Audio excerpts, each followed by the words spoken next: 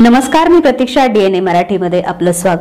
MIMचे राष्ट्रीय अध्यक्ष असुद्दीन ओवैसी यांच्या सभेला अखेर पोलीस प्रशासनाने काही अटी शर्तीसह परवानगी दिली आहे। या सभेत प्रक्षोभ आणि भडकावून वक्तव्य करू नये ही प्रमुख अट घालण्यात आली आहे। तसेच संबंधित नियमांचे उल्लंघन झाल्यास नोटीस बजावण्यात येईल असे पोलीस अधीक्षक सोमनाथ गार्गे यांनी स्पष्ट केले। दरम्यान काल झालेल्या लाठीचार्ज प्रकरणावर ओवैसी काय भूमिका मांडतात याकडे सर्वांचे लक्ष लागले आहे।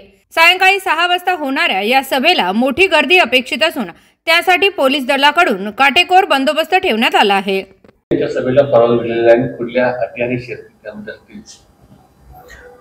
एकतर आज खासदार असुद्दीन ओवैसी यांची अहिल्यानगर या ठिकाणी सभा आहे। त्या सभेला परवानगी देण्यात आलेली आहे आणि त्या सभेमध्ये सभेसाठी अटी शर्ती घालून ही परवानगी देण्यात आलेली आहे आणि त्यांना आम्ही नोटीस पण सर्व करणार आहोत। पूर्वीचे जे काही रेकॉर्ड आहेत त्यांनी जे ते वक्तव्य करतात तर त्या संबंधामध्ये आम्ही त्यांना काही म्हणजे त्यामध्ये नोटीसमध्ये पण आम्ही त्यांना सांगितलेलं आहे की जे एक धार्मिक तेढ निर्माण करणारं वक्तव्य त्यांनी करून अशा पद्धतीच्या ज्या काही कंडिशन्स त्यामध्ये आम्ही टाकलेल्या आहेत।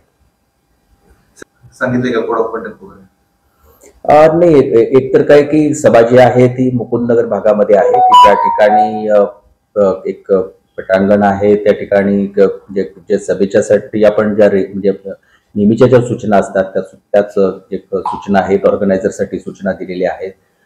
विशेषतः म्हणजे काय की बसण्याची व्यवस्था असेल किंवा जे त्यांना काही आम्ही म्हणजे रोड्स आहेत की म्हणजे जे पब्लिक कुठल्या रोडनी येणार, कुठल्या रोडनी परत एक्झिट होणार किंवा पार्किंग त्यांनी कुठं करायला पाहिजे, जो रिटर्निंग क्राऊड आहे तर तो कुठल्या मार्गाने जाईल याबद्दलच्या सूचना आम्ही त्यांना दिलेल्या आहेत।